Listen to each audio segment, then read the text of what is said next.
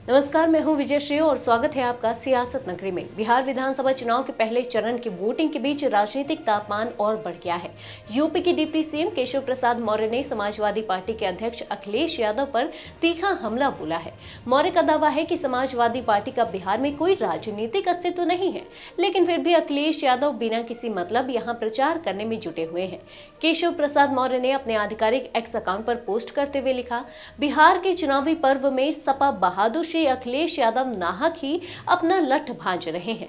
हकीकत यह है कि चुनाव में उनकी सपा ना 3 में है और ना ही 13 में, और उनकी पार्टी के लिए दूर तक सूखा ही सूखा है।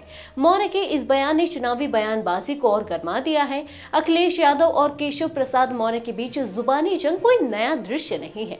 यूपी की राजनीति से लेकर राष्ट्रीय मुद्दों तक दोनों नेता लगातार एक दूसरे पर वार पलटवार करते रहते हैं, लेकिन इस तीखे राजनीतिक माहौल के बीच एक दिलचस्प दृश्य भी देखने को मिला।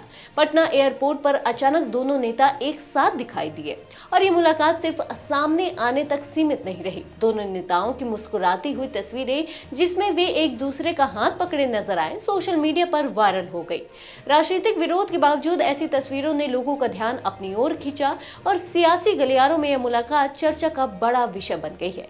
कई यूजर्स ने इस तस्वीर को लेकर व्यंग, राजनीतिक संदेश और चुनावी प्रतीकवाद पर कमेंट्स किए। हालांकि सोशल मीडिया पर इन तस्वीरों के वायरल होने के बावजूद केशव प्रसाद मौर्य ने अपने राजनीतिक हमले का तीखापन कम नहीं किया।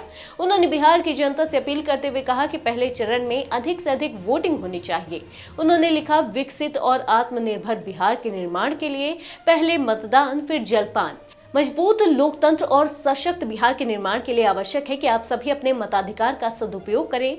आइए एकजुट होकर फिर से एनडीए समर्थित सुशासन की सरकार बनाएं और बिहार के विकास की रफ्तार को और गति दें। मौर्य का यह संदेश साफ बताता है कि बिहार में बीजेपी एनडीए अपनी पुरानी धारा और वोट बैंक एक बार फिर मजबूत करने में जुटी है। दूसरी तरफ समाजवादी पार्टी की भूमिका बिहार में फिलहाल सीमित दिख रही है और इसलिए केशव प्रसाद मौर्य द्वारा अखिलेश यादव को टारगेट करना सीधा चुनावी नैरेटिव खड़ा करने का हिस्सा माना जा रहा है। वोटिंग चल रही है, राजनीतिक हमले तीखे हो रहे हैं और बिहार की चुनावी हवा में हर बयान अपना असर छोड़ने की कोशिश कर रहा है। जैसे जैसे चुनाव आगे बढ़ेंगे, देखा जाएगा कि किसकी बयानबाजी जनता की सोच और वोटिंग व्यवहार पर कितना असर डाल पाती है। आज के लिए बस इतना ही। अगर आपके इलाके में कोई राजनीतिक लापरवाही, भ्रष्टाचार या जनहित से जुड़ी समस्या है तो आप चुप मत रहिए, अपनी शिकायत हमें भेजिए। सियासत नगरी आपकी आवाज को मंच देगा और जवाबदेही तय करेगा, क्योंकि अब हर सवाल होगा सीधा सत्ता से।